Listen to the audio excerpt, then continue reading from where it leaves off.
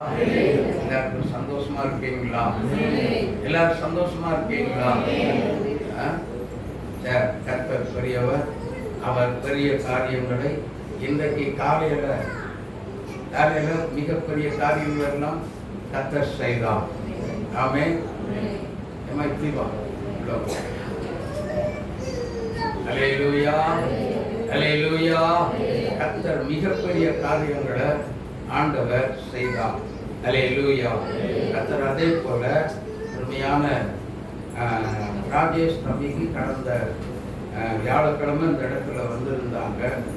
பயங்கரமான ஒரு சத்துருடைய போராட்டத்திலிருந்து விடுதலை கொடுத்து குடி மறி, அதாவது மதுவான ஒரு வெறியிலிருந்து குடிக்க வச்சது அந்த ஆவிதான்.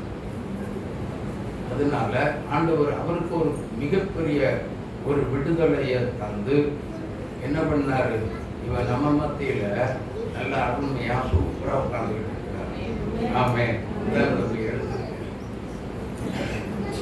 அவர் சொன்னார், என்ன சொன்னார் தெரியுமா?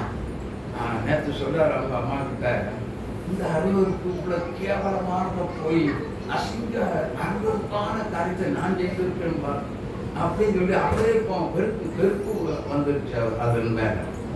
ஆமே. செய்தது ஒரு மனிதன் அல்ல, ஆவியானவர் செய்த ஒரு கிரியை. ஆமே. கர்த்தர் உங்களையும் உங்க வீட்டையும் குடும்பத்தையும் ஆசீர்வதிப்பாராக. ஆமே. ஆமே. 3 நாட்கள் என்னோட தங்கி இருந்து இந்த உபவாசத்தை அவங்களும் என் குடும்பத்தார் அவர்களும் காடம்பாளையத்தில் உள்ள சகோதரி அவங்களும் வந்தாங்க. அந்த எல்லாத்தையும் அந்த சகோதரி அவங்களுக்கு நடக்க முடியாது.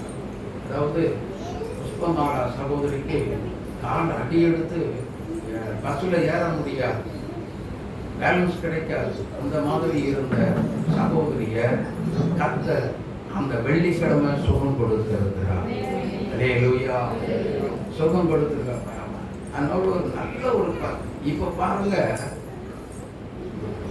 அதாவது ஜெபத்தை பண்ணி ஒரு கொஞ்சோட ஜெபம் பண்ண எண்ணெயை தான் போட சொல்லி சொன்னோம். ஆனா பரிபூர்ணமான சுகம் இன்னைக்கு நார்மலா நடந்து வந்தா. அல்லேலூயா. கர்த்தர் பெரியவர், கர்த்தர் பெரியவர். எல்லாம் சொல்லுங்க, கர்த்தர் பெரியவர், கர்த்தர் பெரியவர், கர்த்தர் பெரியவர். இப்படி சொன்னா நிறைய நான் அடிக்கிட்டே போயிட்டு இருப்பேன். ஏராளமான காரியங்கள் உண்டு. இதை செய்கிறது யார் என்றால் ஒரு மனிதன் அல்ல. ஒரு மனிதனால் முடியக்கூடிய காரியம் இது அல்ல.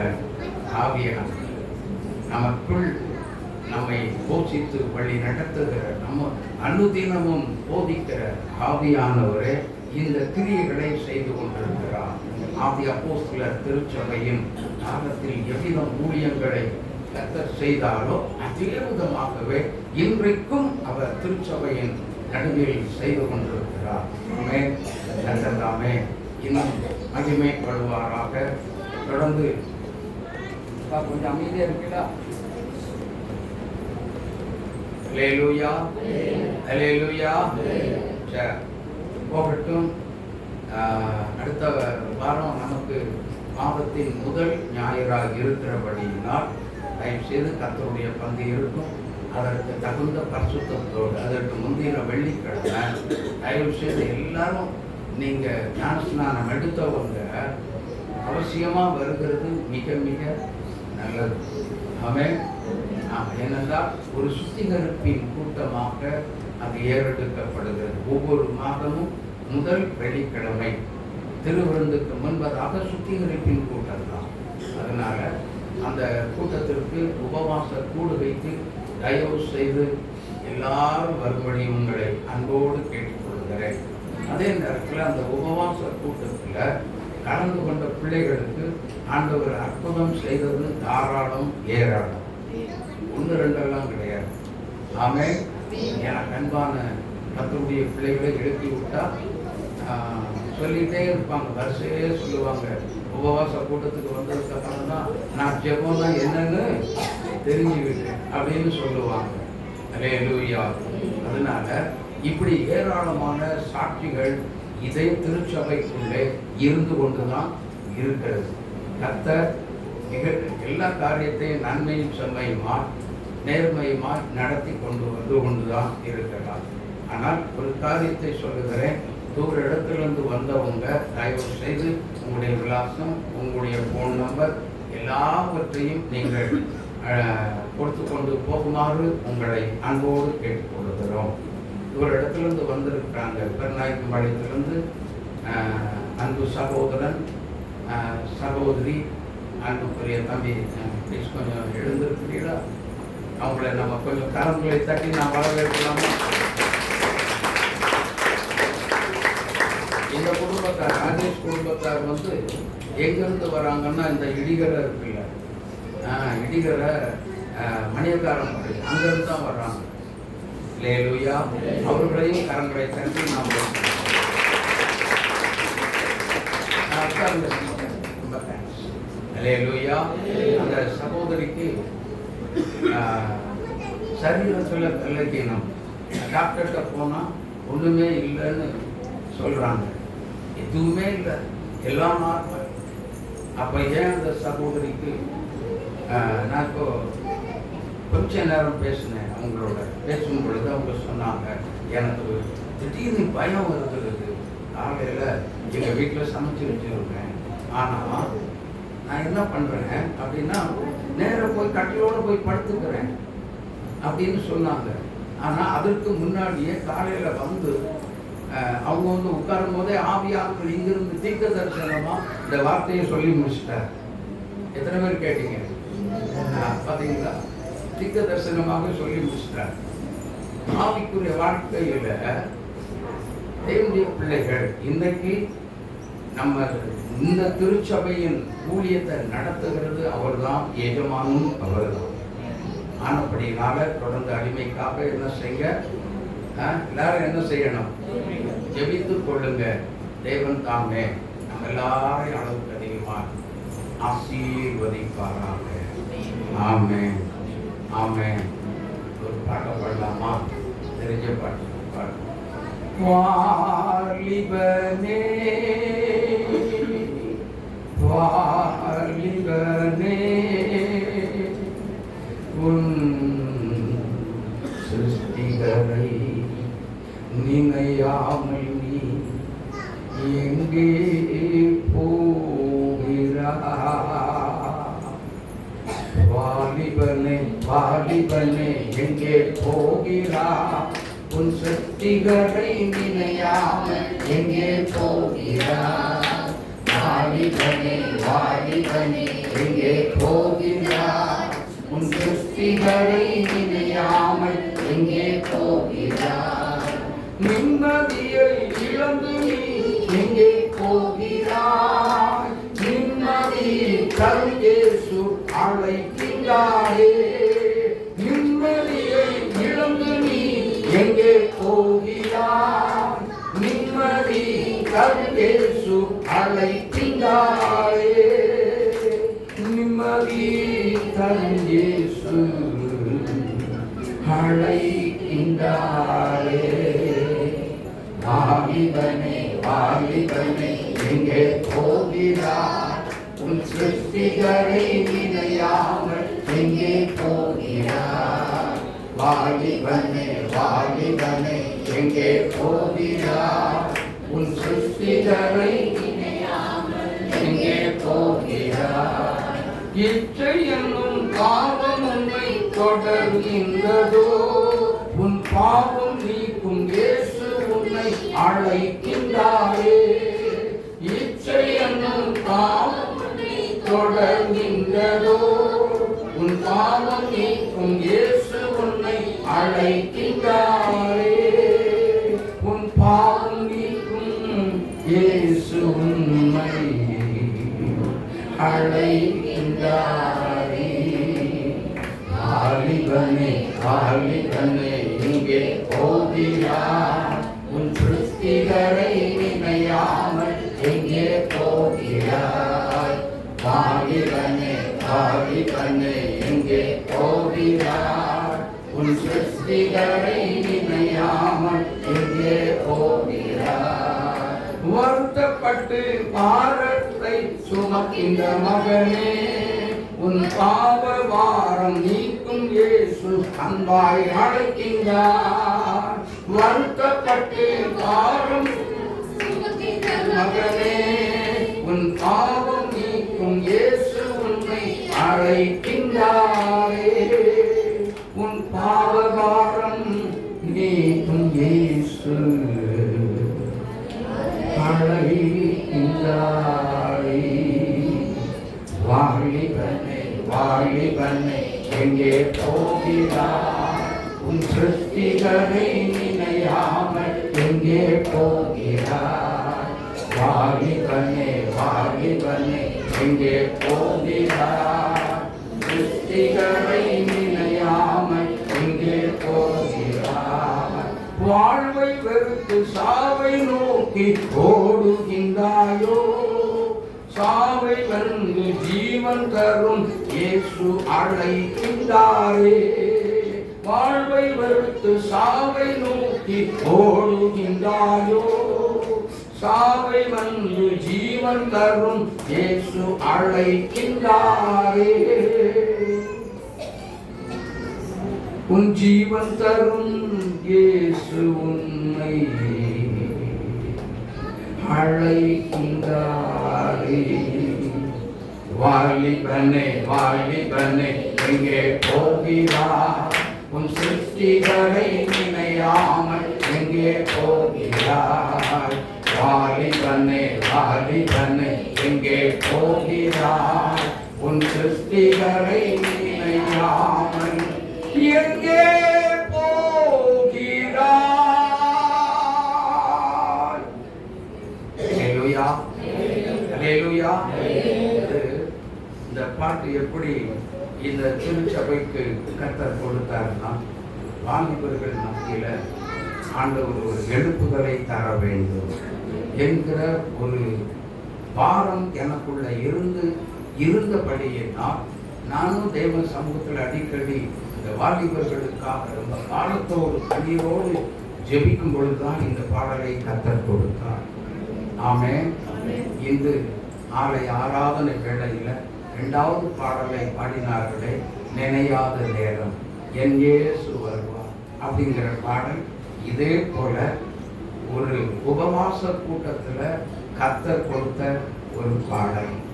ஆமென் ஆமென். இப்படி நிறைய பாடல்கள் இருக்கு, ஏராளமான பாடல்கள் நம்முடைய திருச்சபையின் மூலமாக, அடிமையின் மூலம் மட்டுமல்ல, என்னுடைய மூத்த மகள், 2வது மகள், அன்பு மகன் எல்லாரையும் வச்சு எங்கள் குடும்பத்தில் எல்லாருக்குமே அந்த பாடல் நல்ல ஒரு வரங்களை கிருபைகளை கர்த்தர் கொடுத்திருக்கிறார். ஆமென். தொடர்ந்து குடும்பத்திற்காக என்ன செய்ய ஊழியம், பாடல் ஊழியம் ஆனாலும் சரி, ஜெப ஊழியங்கள் ஆனாலும் சரி, எல்லா காரியத்திலேயும் தேவன் வெற்றிகரமான ஒரு ஊழியத்தை தரும்படியாக, வல்லமையாக எங்களை எல்லாரையும் பயன்படுத்தும்படியாக செய்து என்ன செய்ய தொடர்ந்து எங்களுக்காக ஜெபித்துக் கொள்ளுங்க. கர்த்தர் உங்களையும் உங்கள் குடும்பத்தையும் அபரிதமாய் ஆசீர்வதிப்பாராக. ஆமென் ஆமென். நான் சொல்றேன், எனக்கெல்லாம் கொடுக்கப்பட்ட ஒரு ஊழியம் என்னன்னா, அநேகரை கட்டுண்ட ஜனங்களை விடுதலை செய்யணும், அதிகமாக என்ன செய்யணும், தேவ சமூகத்தில் காத்திருந்து ஜெபிக்கிறது தான் எனக்கு கர்த்தர் கொடுத்த ஒரு ஊழியம். ஆனால் ஜெபத்தில் விழுந்து கிடக்கக்கூடிய பிள்ளைகளை தாங்கி என்ன செய்யணும், தூக்கி எடுத்து நிறுத்துறது தான் கர்த்தர் இந்த பகுதிக்கு என்ன கொண்டு வருகிறார். ஆமென் ஆமென். ஆனபடினால் தொடர்ந்து இப்படிப்பட்டதான காரியங்களுக்காக தயவு செய்து ஜெபித்துக் கொள்ளுங்க.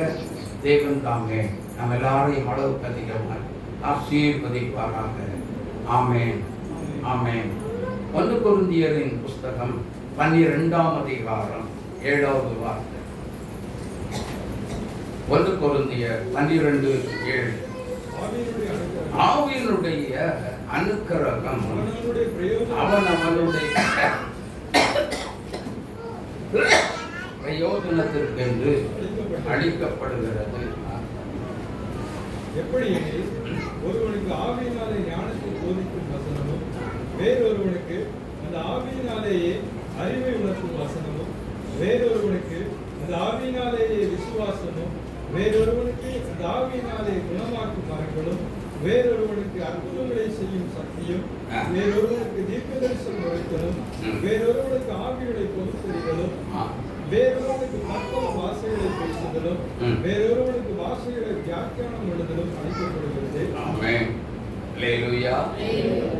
அப்போ இது எல்லாத்துக்கும் தெரிந்த ஒரு பகுதி, எல்லாத்துக்கும் தெரிந்த ஒரு காரியம். ஆனால் இப்போ என்ன தலைப்புல பேசுகிறோம் அப்படின்னா, ஆவியானவர் பேசுறார் அப்படின்னா, அதாவது ஆவிக்குரிய ஆசீர்வாதங்கள். ஆமென். ஆவிக்குரிய அந்த ஆவிக்குரிய ஆசீர்வாதம் யார் யார்கிட்ட இருக்கிறதோ, நீங்க எங்கேயுமே உலக ஆசீர்வாதத்தை தேடி போக வேண்டிய அவசியமே இல்லை. ஆனா உங்களை தேடி கட்டாயம் வரும். அவசியமா உங்களை தேடி வரும். நீங்க தேடி போக வேண்டிய அவசியம் இல்லை. இந்த ஆவிக்குரிய ஆசீர்வாதங்கள் யோவான் ஸ்நானகனிடத்தில் இருந்தும் இயேசு கிறிஸ்துவினிடத்தில் இருந்தும் ஆரம்பிக்கிறது. எப்படி? யோவான் ஸ்நானகன் ஒரு பிரசங்கம் பண்ணார். என்ன பிரசங்கம் பண்ணினார்? மனம் திரும்புங்கள், பரலோக ராஜ்யம் சமீபமாய் இருக்கிறது. அப்படின்னா மனம் திரும்புதல் முதல் ஆசீர்வாதம். ஆமென். மனம் திரும்புதல்னா என்ன? மனம் திரும்புதல்னா என்ன? அதாவது நல்லா புரிஞ்சுக்கோங்க. இதன் மேல ரொம்ப ஆசை வச்சிருக்கோம். இது எனக்கு சொல்லுங்க, இது எனக்கு வேண்டாம், இது எனக்கு தேவைப்படுகிறது. ஆனால் இது மேல எனக்கு ரொம்ப ஆசையும் இருக்கிறது. ஆனா இது எனக்கு தேவைதான்.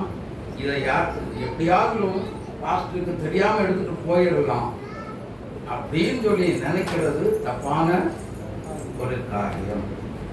ஆனால் மனம் திரும்புதல் கெட்ட பழக்க வழக்கத்திலிருந்து, மதுபானத்தில் இருந்து ஒரு வாலிபன் என்ன செய்ய வேண்டும்?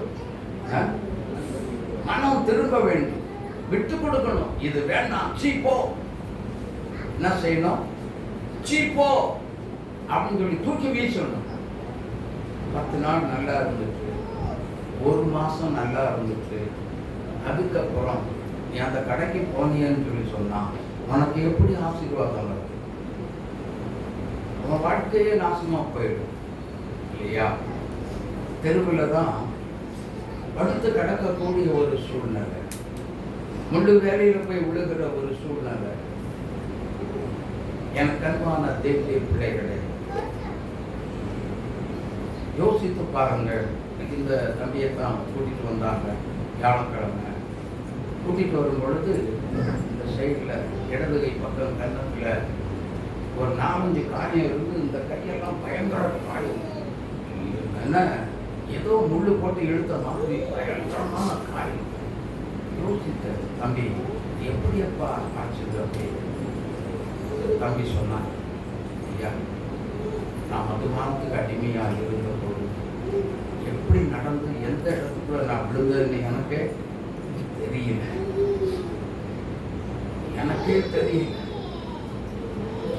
அதோடு அது நின்று விடவில்லை.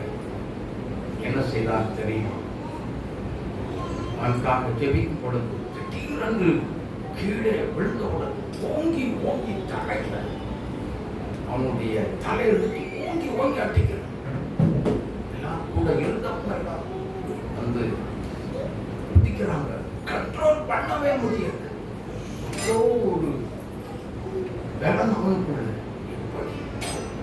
எப்படி சாத்தியமானது? ஆனால் 3 நாட்கள் தேவ சமூகத்தில் அவனுக்காக மனதோடு ஜெபிக்கும் பொழுது வெள்ளிக்கிழமையே அவனை விட்டு அந்த எல்லா குறிகளும் விலகிவிட்டது. ஆமென். ஆண்டவர் விடுதலை செய்து அந்த வார்த்தையை சொன்னார். ஆமென். எவ்வளவு சந்தோஷம்! பெற்ற தாய்க்கு என்ன சந்தோஷம் தெரியுமா? திடீரென்று நேற்றைக்கு நான் எங்க இருக்கிறேன் என்று புரியவில்லை. ஐயா, நான் எங்க இருக்கிறேன் என்று புரியவில்லை. புலம்ப ஆரம்பிச்சான். உடனே ஜெபம் செய்தோம். கர்த்தர் நார்மலுக்குள்ள கொண்டு வந்தார். ஆமென். தேவதமாகவே கட்டுகளோடு வந்திருக்கிறீர்களா? இன்றைக்கு மனதுருக்கத்தின் தெய்வம் இயேசு நல்லவர் உங்களை விடுதலை செய்யும்படி இந்த கூட்டத்துக்குள்ள வந்திருக்கிறார். அல்லேலூயா. ஒருவரையும் சும்மா விடவே மாட்டார். நீங்க அவரை என்ன செய்யணும்? இயேசுவே என்னை தொடும், என்னை குணமாக்கும், என் இருதயத்தில் வாங்க, என் இருதயத்தில் வாங்க. இனிமேல் நான் செய்த தீங்கான காரியம் எனக்கு வேண்டாம் என்று சொல்லி அந்த தம்பி கதறி அழுதான். இப்பொழுது உங்களுடைய நிலைமை நார்மலுக்குள்ளே இருக்கிறது. ஆமென். எனக்கு அன்பானவர்களே, கொஞ்சம் யோசித்து பாருங்கள். மனம் திரும்புதல், மனம் திரும்புதல். லூக்கா எழுதின சுவிசேஷம் 15ஆம் அதிகாரம். நாம் எல்லாரும் அப்படியே திருப்புங்கள். லூக்கா எழுதின சுவிசேஷம் 15ஆம் அதிகாரம். நாங்கள் எல்லாரும்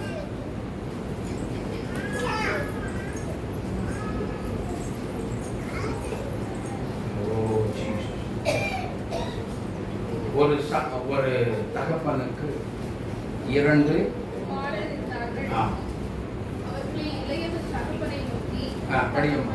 வசனம் சொல்லி படிக்கும். 11ஆவது வசனத்துல இருந்து இருக்கிறது. அவர்களில் இளையவன் தன் தகப்பனை நோக்கி, தகப்பனே, ஆஸ்தியில் எனக்கு வரும் எனக்கு தர வேண்டும் என்று சொன்னான். அந்தபடி அவன் அவனுக்கு ஆஸ்தியை பங்கிட்டு கொடுத்தான். சில நல்ல கவனிங்க, சில மாதங்கள் என்று எழுதவில்லை, சில வருடங்கள் என்று எழுதவில்லை, சில மாதங்கள் கழித்து, சில நாட்கள் கழித்து. இளைய மகன் சில நாட்கள்ல, கொஞ்ச நாட்கள் தான் அவன் கையில அவனுடைய பிரிச்சு வாங்கிட்டு போன சொத்து சோகம் எல்லாமே அவனுடைய கையில கொஞ்ச நாள் தான் இருந்தது. சில நாட்கள். யோசித்து பாருங்களேன், என்ன நடந்தது? சில நாள் கழித்து எல்லாவற்றையும் சேர்த்துக் கொண்டு எங்க போனா? தூர தேசத்துக்கு புறப்பட்டு போனான். தூர தேசம் என்று சொல்லும் பொழுது பேதுரு எங்க பின்பற்றினார்? அரண்மனையில இருக்கும் பொழுது பேதுரு எப்படி பின்பற்ற? இயேசுநாதர் கூடவே போனாரா? தூரத்தில் பேதுரு பின் சென்றான். கொஞ்சம் இப்போ எவ்வளவு தூரத்துல ஆவிக்குரிய வாழ்க்கையில இதனுடைய காரியங்களை எடுத்துக்கொள்ளப்படும் பொழுது தூரத்துல எத்தனை பேர் இருக்கிறோம்? தூரத்துல ஜெபிப்பதற்கு தூரம், வேதத்தை வாசிப்பதற்கு தூரம், கர்த்தரோடு பேசுவதற்கு தூரம். எவ்வளவு தூரத்துல இருக்கிறோம்? நான் கிறிஸ்தவன், நான் 40 வருட கிறிஸ்தவன் அல்லது 60 வருட கிறிஸ்தவன் என்று மாறுதட்டி சொல்லுகிறோமே. எவ்வளவு தூரத்தில் நின்று கொண்டிருக்கிறோம்? வேதத்தை அனுதினம் வாசிக்கிறோமா? அனுதினம் தேவனுடைய பாதத்திலிருந்து மனதால் படித்து ஜெபிக்கிறோமா? அப்படின்னா இன்னைக்கு ஏதோ விரல் விட்டு எண்ணி கொஞ்சம் பேரை மட்டும் சொல்ல முடியும். இல்லை, தகப்பனை விட்டு வெகு தூரம், வெகு தூரம். அதற்கு ஒரு உதாரணம் சொல்லுகிறேன். இயேசு கிறிஸ்து எருசலேம் தேவாலயத்தை, எருசலேம் நகரத்தை பார்த்து கண்ணீர் வடித்து அவர் சொன்ன ஒரு வார்த்தை என்ன தெரியுமா? எருசலேமே, எருசலேமே, கோழிகள் குஞ்சுகளை கூட்டி சேர்க்க வேண்டாமா? எத்தனையோ முறை நான் உன்னை அழைத்தேன், ஆனால் உனக்கோ என்னிடத்தில் வருவதற்கு என்ன இல்லை? மனமே இல்லை. மனசில்லாத கிறிஸ்தவர், மனதில்லாத ஃபார்மாலிட்டிஸ், அதாவது கட்டமுறைக்கான கிறிஸ்தவங்க. உங்களுடைய இன்னைக்கு வாழ்க்கையை செக் பண்ணிட்டாங்க. கடமர கிறிஸ்தவங்களுக்கு எல்லாம் பரலோகம் இல்லை, கன்ஃபார்மாக இல்லை. தேவனோடு உள்ள ஒரு வரம், தேவனோடு உள்ள ஒரு ரிலேஷன்ஷிப் யார் யார் அவங்க பெர்ஃபெக்டா வச்சிருக்கீங்களோ அவங்களுக்கு மட்டும்தான், மற்றவர்களுக்கு இல்லை. ஒவ்வொரு நாளும் பரம தகப்பனோடு உறவாடுகிற ஒரு உறவாட்டம் இருந்து கொண்டே இருக்கிறது. அதனால்தான் வேதம் சொல்லுகிறது, ஆதியாகமம் 3ஆம் அதிகாரம் 8-9 வசனங்களை வாசித்து பாருங்கள். பகலில் குளிர்ச்சியான வேளையில் தோட்டத்தில் உலாவும் தேவனாகிய கர்த்தருடைய சத்தத்தை கேட்டார்கள். அப்பொழுது ஆதாமும் அவன் மனைவியும் தேவனாகிய கர்த்தருடைய சந்நிதிக்கு விலகி தோட்டத்தின் விருட்சங்களுக்குள்ளே ஒளித்துக் கொண்டார்கள். அப்பொழுது தேவனாகிய ஏன் ஒழித்தார்கள்? அவர்களுக்கு காரணம் என்ன? அதுவரைக்கும் தேவனாகிய கர்த்தரை நேரும் ஃபேஸ் டு ஃபேஸ் சந்தித்தவர்கள் இன்று அவர் ஆண்டவரை சந்திக்க முடியவில்லை. காரணம் என்ன? இயேசுவோடு உள்ள ஒரு உறவு என்ன போச்சு? துண்டிக்கப்பட்டு போய்விட்டது. உறவில்லை. ஆனா பகலில் குளிர்ச்சியான வேளையில் தேவனாகிய கர்த்தரோ எதற்காக வருகிறார் அப்படின்னு சொல்லி சொன்னா, மனிதனோடு, தான் படைத்த மனிதனோடு உறவாடும்படி வருகிறார். ஹலோ, பகலில் குளிர்ச்சியான வேளையில மனிதன் தான் உருவாக்கின, தன்னால் உருவாக்கப்பட்ட மனிதனோடு ஆண்டவர் பேசி மகிழ்வதற்கு, கொஞ்சி குழாவுவதற்கு வருகிறார். ஆனா அந்த பகலில் குளிர்ச்சியான வேளை எப்போ? அதிகாலை வேளை. அதிகாலை வேளை. எத்தனை பேர் எழுந்திருந்து ஜெபிக்கிற பழக்கம் இருக்கு? எத்தனை பேருக்கு இல்லை? நிறைய பேருக்கு இருக்குங்க. ஆனா சிலருக்கு அதிகாலை வேலை எப்போ தெரியுமா? 7 மணி 8 மணி அதிகாலை வேலை. ஜெபம் பண்ணீங்களா? Okay pastor. எஸ். எத்தனை மணி? 7 மணிக்கு தான் பாஸ்டர். அதெல்லாம் சூப்பரா நாங்க என்ன செஞ்சிருவோம். அல்லேலூயா. 7 மணிக்கெல்லாம் வெயில் அடிச்சிடும். குளிர்ச்சியான வேலை. கன்ஃபார்மா வரதுக்கு சான்ஸே இல்லை. அப்போ எங்க போய் உட்கார்ந்து ஆவிக்குரிய ஆசீர்வாதத்தை எப்படி பெற்றுக்கொள்வது? சொல்லுங்க. நான் கிறிஸ்தவனா இருந்து என்ன பிரயோஜனம்? அதிகார வேலை எழுந்திருந்து ஜெபிக்காம, ஆண்டவரோடு உள்ள ஒரு உறவுக்கு நான் அதிகார வேலை எழுந்திருக்காம நான் இப்படி இருந்தா இந்த ஊழியம் எப்படிங்க வளரும்? சொல்லுங்க. நீங்க தான் சொல்லுங்க. வளர்ச்சி அடையும் நினைக்கிறீங்களா? தேவனோடு உள்ள ஒரு உறவு தனிப்பட்ட முறையில நீங்க கர்த்தரோடு பேசுவதற்கு என்ன செய்ய வேண்டும்? அதிகால வேளை எழுந்திருக்க வேண்டும். வேதம் சொல்லுகிறது. நாட்களுக்கு சுவிசேஷம் 1ஆம் அதிகாரம் 35வது வசனத்தில் இயேசு இதை செய்து முடித்தார். ஆமென், ஆமென். அவர் அதிகாலையில் இருட்டோட எழுந்து வனாந்தரமான ஓர் இடத்திற்கு போய் அங்கே என்ன செய்தார்? ஜெபம் பண்ணினார். ஜெபம் செய்தார். ஆனா நம்ம என்ன செய்யறோம்? அதிகால வேளை எழுந்திருந்து ஜெபிக்கிறோமா அல்லது தூங்குகிறோம்? இல்லாவிட்டால் நல்லா புரிஞ்சுக்கோங்க. தேவனோடு உள்ள உறவு எந்த குடும்பத்துக்குள்ள இல்லையோ, எந்த நபர்கிட்ட இல்லையோ, அந்த குடும்பத்துக்குள்ள பிரச்சனை, போராட்டம் தீரவே தீராது. வியாதி தீரவே தீராது. இப்போ உங்களுக்கு நான் சொல்லுகிறேன், போராட்டம் வரும். அப்போ விடிய காலமே எந்திரிச்சு ஜோன்றவனுக்கு போராட்டம் வராதா? அவங்க மட்டும் நல்லா இருந்துருவாங்களா? அதெல்லாம் கிடையாது. வரும். வரும். ஆனால் கர்த்தர் என்ன செய்வார்? என் பிள்ளைய நீ தொட போறியா, ஓடி போயிடு. Praise the Lord.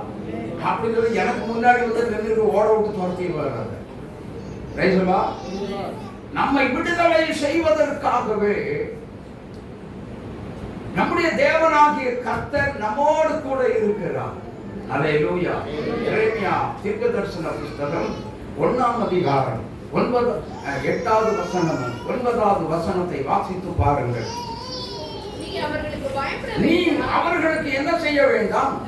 பயப்பட வேண்டாம். உன்னை காக்கும்படி நான் உன்னோடு கூட இருக்கிறேன். கடைசி அதே அதிகாரத்துல கடைசி 2 வசனத்தை படிங்க. இதோ தேசம் அனைத்துக்கும் யூதாவின் ராஜாக்களுக்கும் அதன் பிரபுக்களுக்கும் அதன் ஆசாரியர்களுக்கும் தேசத்தின் ஜனங்களுக்கும் எதிராக நான் உன்னை இன்றைய தினம் அரணிப்பான பட்டணமும் இருப்பு தூணும் வெண்கல அரங்கமும் ஆக்கினேன். அவர்கள் உனக்கு விரோதமாய் யுத்தம் பண்ணுவார்கள். ஆனாலும் உன்னை என்ன செய்ய மாட்டாங்க. அவர்களுக்கு நீ பயப்பட வேண்டாம். கரந்தட்டி இயேசுவாவை மகிமைப்படுத்துங்க. அல்லேலூயா. நம்முடைய ஆவிக்குரிய வாழ்க்கையை உடைப்பதற்கு, தேவனோடு உள்ள ஒரு உறவை உடைப்பதற்கு, ஜெபத்தை உடைப்பதற்கு இப்படி எல்லாம் பிசாசு ஆட்களை எழுப்பி என்ன செய்வோம்? கொண்டு வருவோம். ஆனால் கர்த்தரோ you don't afraid. ஏசாயா தீர்க்கதரிசன புத்தகம் 41ஆம் அதிகாரம் 13வது வசனத்தை வாசித்து பாருங்கள். நீ பயப்படாதே, நான் உன் வலது கரத்தை பிடிச்சு வச்சிருக்கிறேன். நீ பயப்படாதே, வலக்கரம் பிடிக்கப்பட்டிருக்கிறேன். நான் உன்னை பிடிச்சு வச்சிருக்கிறேன். நீ என் கூட தான் இருக்கிற, நான் உன் கூட இருக்கிறேன். ஹல்லேலூயா, ஹல்லேலூயா, ஹல்லேலூயா. அப்படின்னா இப்படி சொல்லுகிற தெய்வத்தை அதிகால வேளை நீங்க தேடலன்னா என்ன ஒரு பரிதாபமான ஒரு கிறிஸ்தவங்களா இருப்போம் தெரியுமா? நல்ல வார்த்தையை கேட்டுக்கொள்ளுங்க. தயவு செய்து இன்னைக்காவது இதுவரைக்கும் 8 மணி வரைக்கும் தூங்குறவங்க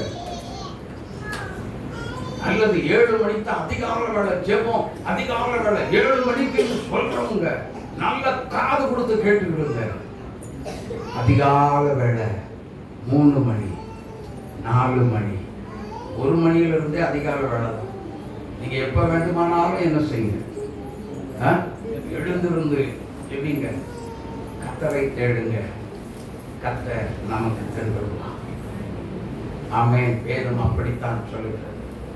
கர்த்தரை கண்டடையத்தக்க சமயத்தில் அவரை தேடுங்கள், அவர் என்ன செய்வார்? தென்படுவார். ஆமென். கட்டாயம் தென்படுவார். நீங்க அவரை பார்க்க முடியும். நீதிமொழிகள் 8:17 வாசித்து பாருங்கள். அங்கே வேதம் சொல்லுகிறது. என்ன சொல்லுகிறது? அதிகால வேளை என்னை சிநேகிப்பவர்களை நானும் சிநேகிக்கிறேன். அதிகால வேளை தேடுகிறவர்கள் என்னை கண்டடைவார்கள். ஆமென், ஆமென். உயிர்த்தெழுந்த இயேசு கிறிஸ்துவை தரிசிக்க போன நேரம் எது? அதிகாலை. உயிர்த்தெழுந்த அதே இயேசுவை நாமும் தரிசிக்க வேண்டுமானால் அதிகால வேளை எழுந்திருந்து என்ன செய்யணும்? என்ன செய்யணும்? அதிகால வேளை எழுந்திருந்து 4 மணிக்கெல்லாம் எழுந்திருந்து ஜெபம் பண்ணுங்க அப்படின்னு சொல்லி பக்கத்தில் இருக்கும் கூட பார்த்து சொல்லுங்க. சொல்லுங்க, சொல்லுங்க. அல்லேலூயா. காலமே தேவனை தேடு, ஜீவ காருண்ய பாதம் பணிந்து மன்னாடு.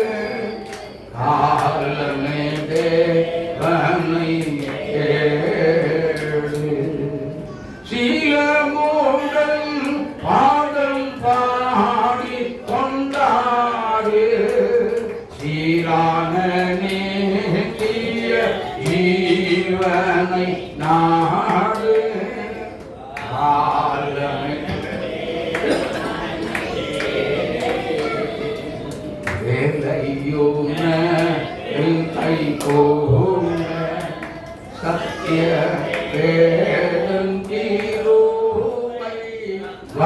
பாவத்தை மன்றாட வேலையோன கை கோட காலை தேடுவார் என்னை கண்டடைவாரே கண்ணெடுத்து ஜெபம் செய்யும் என்றாரே காலமே தேவனை தேடி ஜீவ காருண்ய பாதம் பணிந்து வந்தாரே காலமே தேவனை தேடி. அல்லேலூயா. இளைய குமாரன் என்ன பண்ணலாம் அப்படின்னா பெரிய தப்பு பண்ணிட்டான், பெரிய தவறு பண்ணிட்டான். என்ன தப்பு பண்ணுனா அப்படின்னா முதல்ல அவன் சொத்தை என்ன செஞ்சிருக்க கூடாது, கேட்டிருக்க கூடாது. சொத்து கேட்காம அப்பா நானும் போய் வெளியில சம்பாதிக்கணும், எனக்கு உங்களை மாதிரி பெரிய சீமானா வரணும், அதுக்கு உங்களுடைய ஆசி எனக்கு அப்படின்னு கேட்டிருந்தான்னா தகப்பன் பயங்கரமான கோடீஸ்வரன். இவனுடைய சொத்து, இவனுக்கு வர வேண்டிய சொத்தை விட பல கோடி சொத்தெல்லாம் அவங்கிட்ட. அப்ப பல கோடி காசை போட்டு ஒரு தொழில் ஆரம்பிச்சு கொடுத்துருக்கலாம் இல்லையா? நீ நல்லா இரு மகனே, நீ ஆசீர்வாதமாக இரு, நீ ஆசீர்வாதமாய் இருப்பாய் அப்படின்னு சொல்லி தகப்பன் என்ன பண்ணி இருந்திருப்பா? இங்க கவனிங்க, தகப்பன் என்ன பண்ணி இருந்திருப்பா? ஆசீர்வதிச்சு என்னென்ன செய்யணுமோ செய்து கூடவே இருக்கணும், நான் கூடவே இருந்து அந்த காரியத்தை வெற்றிகரமா முடிச்சு கொடுத்திருந்திருப்பா. ஆனா தகப்பனுடைய சித்தம், தகப்பனுடைய மன விருப்பம் அவன் கேடல், அவன் நினைச்சு கூட பார்க்கல.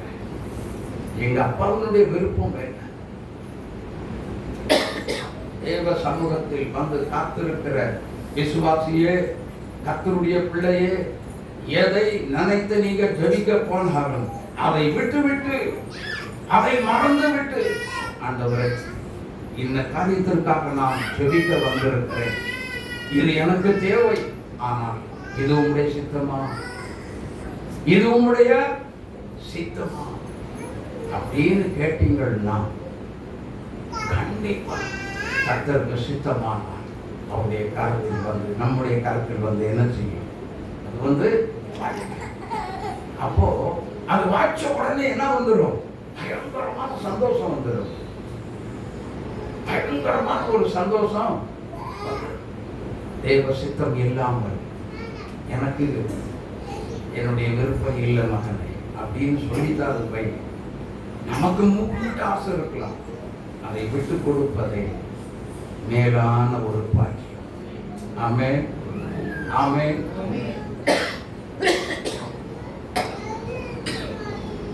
ஒருத்தர் சொன்னா, நான் ஏற்கனவே அடிக்கடி நான் சொல்லியிருக்கேன், ஆண்டவர் சொன்னாங்கன்னா ஒரு பிரதரை பார்த்து நல்ல ஒரு ஊழியம் செய்யக்கூடிய ஒரு நபர், நல்லா ஜெபிக்கக்கூடிய ஒரு தெய்வ மனுஷன் பாருங்க, ஒரு காட்டுக்குள்ள போய் ஸ்வீட் கடை வைக்க சொல்லி இருக்கிறார். காட்டுக்குள்ள போய் வச்சிருக்கிறார். என்ன ஆண்டவரே, இந்த காட்டுக்குள்ள எவன் வந்து வாங்குவோம்? ஒரு ஒரு ஒரு ஸ்வீட் கூட வந்து வாங்குறது ஒருத்தவங்க வரமாட்டாங்க. நான் சொல்றேன்ல, நீ செய். இவருக்கு கர்த்தர் சொல்லிட்டார், ஆனா இதுல நடக்குமா? இதுல கவனிக்கிறீங்களா? இதுல நடக்குமா? நடக்காதா? இந்த காட்டுக்குள்ளையா மனுஷன் நடமாட்டவே இல்லை. எப்படி என் தேவன் என்னை ஆசீர்வதிக்க கூடும்? சரி போகட்டும். தீர்மானம் எடுத்தார். அந்த இடத்துல சட்ட காட்டுற இடத்துல கடை வைப்பதற்கு அவர் தீர்மானம் எடுத்தார். கடையும் கட்டினார். ஸ்வீட் கடையும் ஓபன் பண்ணிவிட்டார். ஆனால் தொடங்கின அன்னைக்கு வந்தவங்கெல்லாம் ஸ்வீட் வாங்கினதோட சரி, மற்றவங்க யாருமே வாங்கவே இல்லை. அப்போ ஒரு நாளைக்கு ஒரு லட்டு கூட விற்கிறது கூட இல்லை. ஏன்னா காணாச்சே யாரும் வரும். கடைசியாக இவர் அந்த கணக்குடைய உட்கார்ந்து ஜெபம் பண்ணி அந்த ஒரு கொஞ்சமான உதவி செய்யுங்க அப்படின்னு ஜோனிட்டே இருந்திருக்கிறார். கர்த்தர் சொன்னார், பொறுமையாக நான் சொல்லி தந்தேன், கொஞ்சம் பொறுமையாக ஆண்டவரே, நான் போட்டு வச்சதெல்லாம் நஷ்டமாகி போச்சு. என் கையில் இருந்த காசெல்லாம் இனிமே என்ன செய்ய போகுது? கொஞ்சமா வெளியே ஆமாம் இதெல்லாம் அந்த பழத்தில் கொண்டு வந்து கொட்டிக்கிட்டு இருக்கேன், பார்த்துக்கிடுங்க அப்படின்னு சொல்லி அவர் யோசித்து தேவ சமூகத்தில் காத்திருக்கிறத விடவே இல்லை. கடைசியில் திடீர்னு அரசாங்கத்தில் இருந்து ஒரு ஜீவோ வருது. என்ன வருது தெரியுமா? ஆப்போசிட்ல பஸ் ஸ்டாண்ட் வரப்போகுது. வேகமாக கட்டினார்கள், மின்னல் வேகத்தில் கட்டினாங்க. பஸ் ஸ்டாண்ட் மாறியது, மக்கள் நடமாட்டமும் அங்கே வந்தது. இவருடைய ஒரே கடை தாங்க ஸ்வீட் இவருக்கு விற்று கொடுக்க முடியல. தூங்குறதுக்கு நேரம் கிடைக்கல. கர்த்தர் சொன்னது பார்த்தீங்களா? அப்போ அவர் சொல்றாரு, என்ன சொல்லுகிறாருன்னா, அந்த ஆரம்பிச்சு அந்த ஒரு 4 மாசம் நாம் பட்ட பாடு பெரும்பாடு. ஒரு லட்டை வைக்கிறதுக்கு முக்குனா ஒரு நாளைக்கு ஒரு லட்டு விற்காது அப்படின்னு சொன்னவர் இப்ப சொல்றாரு, ஐயா எத்தனை வேலைக்காரன் இப்போ கொடுத்தாலும் இன்னும் வாங்கிக்கிறேன். அல்லேலூயா. ஆமா பாருங்க, அவ்வளவு ஒரு ஆசீர்வாதத்தை வேண்டாம்னு சொல்ல மக்கள் வந்துகிட்டே இருக்கிறாங்க. மக்கள் என்ன பண்றாங்க? வந்துகிட்டே இருக்கிறாங்க. இது யாரால தடுத்து நிறுத்த முடியும்? கர்த்தர் சொன்னா உடனே என்ன செய்யணும்? ஜெபிக்க போனீங்களா? ஆண்டவரே நான் என்ன செய்யணும் சொல்லுங்க. உம்முடைய சித்தம் என்ன கேட்கணும். உம்முடைய சித்தம் என்ன நாங்க கேட்கணும். நம்ம கேட்கணும். அப்புறம் இன்னொரு காரியத்தை சொல்றேன். சரி, இவ்வளவு இருந்தும் நம்முடைய சரீரத்துல பலகீனம் வந்துருச்சுன்னு வைங்க, என்ன பண்ணுவீங்க? விடுதலை தாரும் சொல்லி தயவு யாரும் என்ன செய்யாதீங்க, கேட்காதீங்க. விடுதலை தாரும் கேட்கக்கூடாது. அப்ப என்ன செய்யணும்? ஆண்டவரே, இப்போ என் சரீரத்துல இப்படிப்பட்ட ஒரு காரியம் வந்திருக்கிறது, நான் உனக்கு வியாதி அனுமதிக்க மாட்டேன்னு சொன்னீங்கல்ல, அப்ப என் சரீரத்தில் இப்படி எல்லாம் வந்திருக்குது அப்படின்னா அர்த்தம் என்ன தெரியுமா? தேவனுடைய சித்தம் இல்லாம நமக்கு இது வரல. அப்போ இந்த காரியத்துல நான் என்ன செய்ய சித்தமா இருக்கிறேன். அல்லேலூயா. தகப்பன்கிட்ட போய் இளைய குமாரன் எனக்கு வர்றதெல்லாம் போடுங்க சொல்லி கேட்கறதுக்கு முன்னாடி தகப்பனுடைய விருப்பத்தை கேட்கல, தகப்பனுடைய சித்தத்தை அறியல. அதனாலதான் அந்த இளைய குமாரனுடைய அவன் தூர தேசத்துக்கு போன உடனே அவனுடைய கையில இருக்கிற எல்லா பைசாவும் என்ன ஆயிட்டு? சொத்து சுகம் அத்தனை இழந்து போனான். தன் தகப்பனுடைய விருப்பத்தை கேட்கவில்லை. நம்ம இஷ்டத்துக்கு செய்வதற்கு நம்முடைய தேவன் நம்ம நினைச்சதெல்லாம் பொம்மை மாதிரி ஆட்டி படைக்கலாம்னு நினைக்க கூடாது. ஒரு காரியத்தை செய்ய வேண்டுமானால் நீங்க என்ன செய்யணும்? ஆண்டவரே, இதை நான் வாங்கலாமா வாங்க வேண்டாமா, இந்த காரியத்தை செய்யலாமா செய்ய வேண்டாமா அப்படின்னு கேட்டீங்கன்னா ஆவியானவர் உங்களோட பேசுவாரா? கட்டாயம் சொல்லுவான், நிச்சயமாய் சொல்லுவான், பேசுவான். எனக்கு அன்பானவர்களே, அப்போ ஒரு மனுஷன், ஒரு நல்ல கிறிஸ்தவங்க என்ன செய்யணும்? தேவ சித்தம் அறிந்து என்ன செய்யணும்? செயல்படணும். ஆமென், ஆமென். பார்த்து சொல்லுங்க, நீங்க தேவ சித்தம் எல்லா விஷயத்திலும் கர்த்தருடைய சித்தம் அறிந்து செயல்படுங்க. உங்களுக்கு இடம் கொள்ளாமல் போகிற வரைக்கும் கர்த்தருடைய ஆசீர்வாதம் உண்டாயிருக்கும். ஆமென்.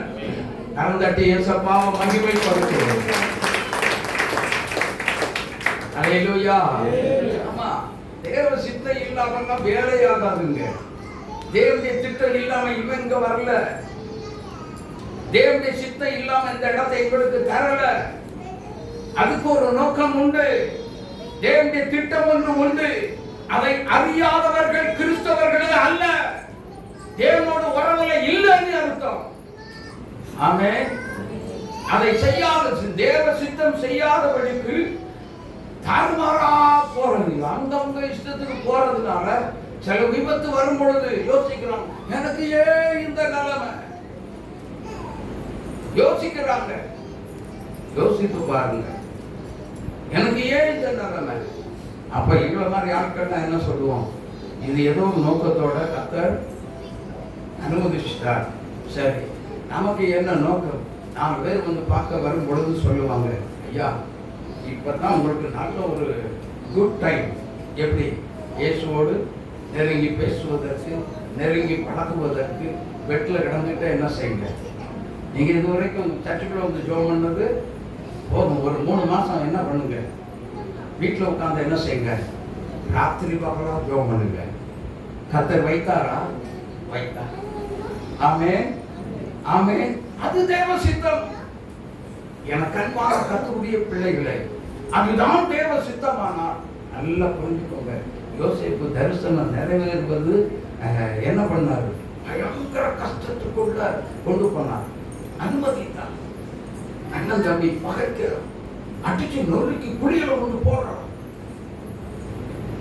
அதோட என்ன பரவாயில்ல, இஸ்மவேலருக்கு ஆண்டு வேலை போற இஸ்மவேலரை கூப்பிட்டு வாப்பா அப்படின்னு சொல்லி கூப்பிட்டு, இந்த இவனை வச்சுக்க, எனக்கு ஒரு 20 வெள்ளி காசு கொடுத்துருன்னு சொல்லி வித்துட்டான். அதோட அவனுக்கு நிற்கல பிரச்சனை. அதுக்கப்புறம் பயங்கரமான பிரச்சனை வந்து சிறைச்சாலைக்கு போறான். யோசித்து பாருங்க, தேவனுடைய சித்தத்துக்கு கீழ்ப்படிந்தா, தேவனுடைய சித்தத்துக்கு கீழ்ப்படிஞ்சதுனால எவ்வளவு கஷ்டம்லாம் படணுமா. கடைசியில எகிப்து தேசத்தினுடைய பிரதம மந்திரியா கர்த்தர் உயர்த்தினார். இப்ப சொல்றேன், தேவனுடைய சித்தத்துக்கு யார் யார் கீழ்ப்படுகிறேன்னு சொல்லி தீர்மானம் எடுக்கின்றீர்களோ அவர்களெல்லாம் இந்த தேசத்துல கர்த்தர் உயர்த்தி வைக்க போகிறார். கரந்தட்டி இயேசுவை மகிமைப்படுத்துங்க. ஹல்லேலூயா. தேவ சித்தம் ரொம்ப முக்கியம். இளையகுமாரன் கேட்கல, எல்லாத்தையும் இழந்தான். அதே போலத்தான் தேவ சித்தம் செய்யாதபடி எல்லாவற்றையும் இழக்கக்கூடாதபடிக்கு கர்த்தருடைய ஆவியானவர் எச்சரிக்கிறார். ஆமென். எல்லாவற்றையும் இழந்த பிற்பாடு இவர் எங்க வந்தாரு சொல்லுங்க, எங்க வந்தாரு? பசி ஒரு பக்கம், பசி கொடுமை ஒரு பக்கம், பசி வாட்டி வதைக்கிறது. ஆனா அங்க உள்ள ஒரு குடியானவங்க போய் என்ன பண்ணா, பண்டிகளை மேய்க்கிறதற்கு கூலிக்காரனா போறான். ஆனா இவன் வீட்டுல இவனுடைய வீட்டை பாருங்க, நினைச்சு பாருங்க. இவன் வீட்டுல இவன மாதிரி எத்தனை லட்சக்கணக்கில் வேலைக்காரங்க நிறைய பேர் இருக்கிறாங்க.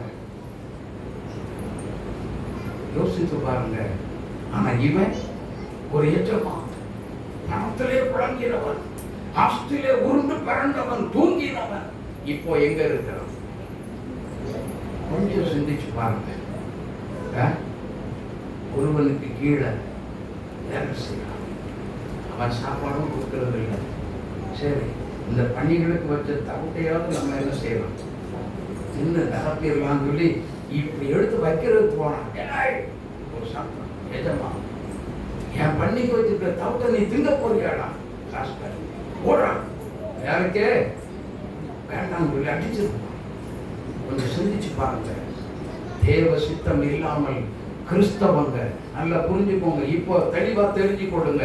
தேவனுடைய சித்தம் இல்லாமல் கிறிஸ்தவர்கள் எந்த இடத்துல என்ன தப்பு பண்ணாலும் சரி, நாம் சில காரியங்களை ஃபேஸ் பண்ணியே ஆக வேண்டும். அல்லேலூயா, அல்லேலூயா, அல்லேலூயா. அதனால எதை செய்ய போனார் ஆண்டவர்? உடைய சித்தம் என்ன? நீங்க என்ன சொல்றீங்க அதை நான் அப்படியே என்ன செய்கிறேன்? கீழ்ப்படுகிறேன், கீழ்ப்படுகிறேன். தேவ சித்தத்துக்கு என்ன செய்யணும் சொல்லுங்க? கீழ்ப்படிய வேண்டும், கீழ்ப்படிய வேண்டும். ஆமென். ஆபிரகாம் எடுத்துக்கொண்டு ஆபிரகாமே என்ன சொன்னார்? நான் காண்பிக்கும் தேசத்துக்கு நீ போ. நம்மளா இருந்தா என்ன சொல்லி ஆண்டவரே கொஞ்சம் அட்ரஸ், ஜஸ்ட் ஒரு அட்ரஸ், ஒரு குழுவாவது கொடுங்க. அப்படியாவது கேட்டுருப்போம்ல, சொல்லுங்களேன். கண்டிப்பா கேட்டிருப்போம். ஆனா அப்புறம் அப்படி அல்ல. தான் புறப்பட்டு போகிற இடம் இன்னதென்று அறியாது போனான். எது வேதம் சொல்லுகிறது? என கண்பானவர்களே, தேவ சித்தம், தேவ சித்தம் அறிந்து நம்ம என்ன செய்யணும்? நம்மை முழுவதுமாக ஒப்பு கொடுத்து ஜெபிக்கும் பொழுது இழந்து போனதை மறுபடியும் பெற்றுக்கொள்ள கர்த்தர் வாய்ப்புகளை ஏற்படுத்தி தருவார். ஆமென், ஆமென், அல்லேலூயா. இனியாவது தேவ சித்தத்திற்கு வெளியில வராதீங்க. ஜெபம் பண்ணுங்க. தேவனுடைய பாதத்தில் வந்து விழுந்து கிடங்க. கர்த்தர் இழந்து போனதை கட்டாயம் சொல்லுகிறேன், அதே இடத்துல உங்களை கொண்டு உயர்த்தி வைத்து மறுபடியும் உங்களை கனப்படுத்துவார். அல்லேலூயா. என் சித்தமல்ல உன் சித்தம் நாதா, என்னாலே அல்ல உம்மாலே ஆகும், என்னாலே அல்ல உம்மாலே ஆகும். அவ்வளவுதான். என் விருப்பப்படி வேண்டாம், தேவ சித்தத்துக்கு அடிபணிக்கிறேன். தேவ சித்தம் என்ன? அந்த இளையகுமார் மறுபடியும் அவன் இந்த தன் தகப்பனை விட்டுட்டு என்ன செய்யக்கூடாது? போகக்கூடாது என்பதுதான் அவனுடைய விருப்பம். ஆனா இளையகுமாரன் தேவ சித்தம் இல்லாம, தகப்பனுடைய விருப்பம் இல்லாம போயிட்டான். போனாலும் அவனுக்கு புத்தி தெளிந்த பொழுது தகப்பனை நோக்கி, வீட்டை நோக்கி என்ன செய்யலாம்? நடக்கிறான். நடக்கும் பொழுது ஒரு காரியம். ஆனா அதுக்கு முன்னாடி என்னை விட்டுட்டு தூரம் போன என் மகன் என்ன செய்வான்? வர்றானா, வர்றானா, அங்க வரானா, இங்க வரானா, காத்துக்கிட்டே இருக்கிறான். வேதம் சொல்லுது, ஒரு மனிதனுக்கு 100 ஆடுகள் இருக்கு, ஒன்னே ஒண்ணு காணாம போயிட்டு அதை தேடி கண்டுபிடிக்கிற வரைக்கும் அவன் தூங்குவானா? நல்ல மேய்ப்பன் தூங்கவே மாட்டான்.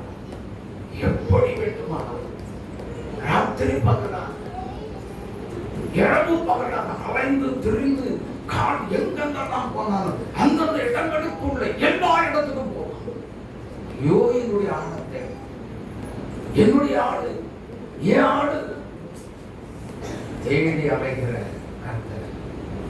தேவ சித்தம் அறியா, தேவ சித்தம் இல்லாது ஆண்டவரை விட்டு பிரிந்து ஓடுகிறார். கர்த்தர் சொல்றார், நீ மனம் திரும்பி என் பக்கம் வா, நான் உன்னை ஆசீர்வதிக்க விரும்புகிறேன். அல்லேலூயா, அல்லேலூயா.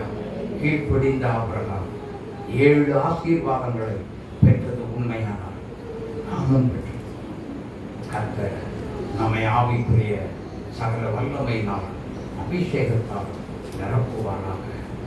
ஆமென், ஆமென், ஆமென். அல்லேலூயா, அல்லேலூயா, அல்லேலூயா. எல்லாரும் எழுந்திருக்கலாமா? எல்லாரும் எழுந்திருக்கலாம். ஆண்டவரே, சிலருடைய வாழ்க்கையில ஆவியானவர் பேசிவிட்டார். என்ன தெரியுமா?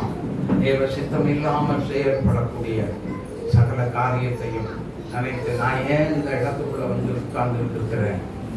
நான் வெறுங்கையா வந்து உட்கார்ந்துட்டு இருக்கிறேனே, எனக்கு இன்னைக்கு உதவி செய்யறது ஒருத்தர் கூட இல்லையே. ஆண்டவரே, உம்முடைய சித்தம், உம்முடைய சித்தம் என்ன? பேசுங்க ஏசப்பா கூட, பேசுங்க ஏசப்பா கூட, பேசுங்க ஏசப்பா கூட. கண்களை மூடி ஜெபம் பண்ணுங்க, ஜெபம் பண்ணுங்க. தயவு செய்து யாரும் யாரும் கண்ணை திறக்காம இருக்கவே வேண்டாம். கண்களை மூடி ஜெபம் பண்ணுங்க. ஹalleluya, ஹalleluya, ஹalleluya, ஹalleluya. Thank you Lord. இயேசுவே உமக்கு ஸ்தோத்திரம். ஆண்டவரே உம்முடைய சித்தம் அறிந்து செயல்பட ஒவ்வொருவருடைய உள்ளத்திலும் நீர் பேசுனதுக்காக உமக்கு நன்றி. இப்படி தேவ சித்தம் அறிந்தால் மட்டும்தான் ஆவிக்குரிய ஆசீர்வாதத்தை பெற்றுக்கொள்ள முடியும் என்பதை ஆண்டவர் இவர்கள் புரிந்து கொண்டதுக்காக உமக்கு நாங்கள் நன்றி செலுத்துகிறோம், நன்றி செலுத்துகிறோம், நன்றி செலுத்துகிறோம். ஹalleluya. ஸ்தோத்திரம், ஸ்தோத்திரம், ஸ்தோத்திரம், ஸ்தோத்திரம். ஹalleluya. Thank you Lord. ஆமென். ஸ்தோத்திரம், ஸ்தோத்திரம், ஸ்தோத்திரம், ஸ்தோத்திரம். எல்லாரும் ஒப்பு கொடுங்க, எல்லாரும் ஒப்பு கொடுங்க. ஏசப்பா, நான் உம்முடைய சித்தத்தை தவிர வேற எதுவும் செய்யவே மாட்டேன். என் விருப்பத்தின்படி செய்யவே மாட்டேன். உம்முடைய சித்தம் மாத்திரம் எங்கள் நிறைவேறப்படட்டும் ஆண்டவரே. ஏசப்பா, உம்முடைய சித்தம் மாத்திரம் என்னில் நிறைவேற்றப்படட்டும். ஓ தேவ சித்தம் என்னில் நிறைவேற்றும் என்று சொல்லி ஜெபம் பண்ணுங்க, ஜெபம் பண்ணுங்க, ஜெபம் பண்ணுங்க. கர்த்தரை நோக்கி ஜெபம் பண்ணுங்க. ஹalleluya. எல்லாரும் ஜெபம் பண்ணுங்க, ஜெபம் பண்ணுங்க, ஜெபம் பண்ணுங்க, ஜெபம் பண்ணுங்க. தேவ சித்தம் செய்யாததுனால, தேவனுடைய சித்தத்தின்படி கீழ்ப்படியாததுனால சரீரத்தில் வியாதி, சரீரத்தில் பலகீனம், உன் குடும்பத்துக்குள்ள போராட்டம், உன் குடும்பத்தில் தனிப்பட்ட ஒன்றை எதிர்த்து பயங்கர போராட்டம் வருகிறது. இன்னைக்கு நீ மனம் திரும்பலாம். ஆண்டவரே, தேவ சித்தம் அறியாமல் நான் செயல்பட்டுட்டேன், என்னை மன்னியும், என்னை மன்னியும் என்று சொல்லி நாம் கதறி அழுவோம், கதறி அழுவோம் தேவ பிள்ளையே. ஹalleluya, ஹalleluya. எல்லாம் வாயை திறந்து ஜெபம் பண்ணுங்க, ஜெபம் பண்ணுங்க, ஜெபம் பண்ணுங்க, ஜெபம் பண்ணுங்க, ஜெபிங்க, ஜெபிங்க. கர்த்தரை நோக்கி விண்ணப்பம் பண்ணுங்க. ஆண்டவரே, எனக்கு இறங்கும் ஐயா. தேவ சித்தம் இல்லாமல் செயல்பட்டு விட்டேன், தேவனுடைய சித்தம் இல்லாமல் இந்த காரியத்தை செய்து முடித்து விட்டேன்.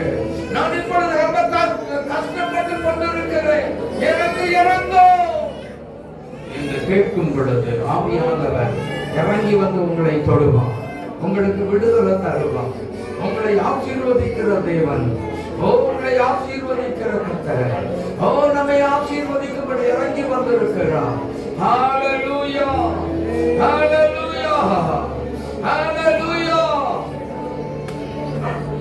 ஆசீர்வதிங்க தகப்பனே. ஒவ்வொரு ஆண்டவரே வியாதியோடு சரீர பலகீனத்தோடு வந்திருக்கிற ஒவ்வொருவரை தொடுவீராக, ஒவ்வொரு பிள்ளைகளை தொடுவீராக. பலகீனத்தோடு வந்த பிள்ளைகளை கர்த்தர் தொடுவீராக. தெய்வீக சுகம் உண்டாவதாக. மூளை சம்பந்தப்பட்ட நோய்கள் மறைவதாக. நரம்பு சம்பந்தப்பட்ட நோய்கள் இயேசு கிறிஸ்துவின் நாமத்தில் மறைவதாக. இருதய நோய்கள் இயேசுவின் நாமத்தில் மறைவதாக. உடல் சம்பந்தப்பட்ட நோய்கள் இயேசு கிறிஸ்துவின் நாமத்தில் மறைவதாக. சுகம் உண்டாவதாக. கால்களில் இருந்து நடக்க முடியாதபடி பலகீனத்தோடு வந்திருக்கிற ஒவ்வொருடைய கால்களை தொடுவீராக. வலி வேதனை உள்ள கைகளை தொடுவீராக. சுகம் உண்டாவதாக. இயேசுவின் நாமத்தில் சுகம் உண்டாவதாக.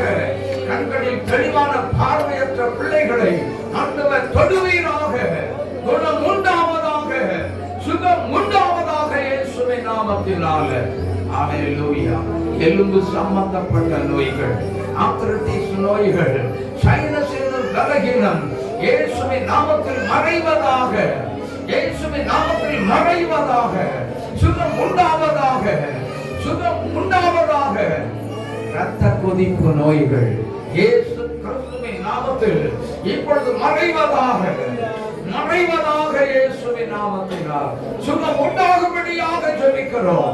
ஆஸ்மா நோய்கள் மறைவதாக. ஆஸ்மா நோய் பலகீனம் மறைவதாக. இயேசுவின் நாமத்தில் மறைவதாக. வீசிங் பலகீனம் விலகி ஓடு என்று உனக்கு கட்டளை கொடுக்கிறேன். இயேசுவே, இவ்வளவு நேரம் எங்களோடு காத்திருந்து ஜெபிக்க பிள்ளைகள் ஒவ்வொருவரையும் தொடுகிறதுக்காக மக்கள் நன்றி. கேன்சர் வியாதிகள் இயேசுவின் நாமத்தில் மறைவதாக. கேன்சர் வியாதிகள் மறையட்டும். இயேசுவின் நாமத்தில் மறையட்டும்.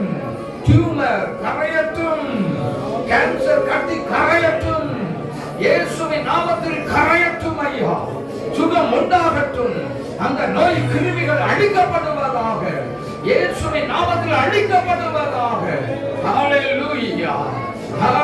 வியாதியாக, இருதய பலகீனத்தினால் ஆஸ்பத்திரியில் பாதிக்கப்பட்ட பிள்ளைகள் அட்மிட் செய்திருப்பார்களே, ஆனால் சுகம் உண்டாக்குவீராக.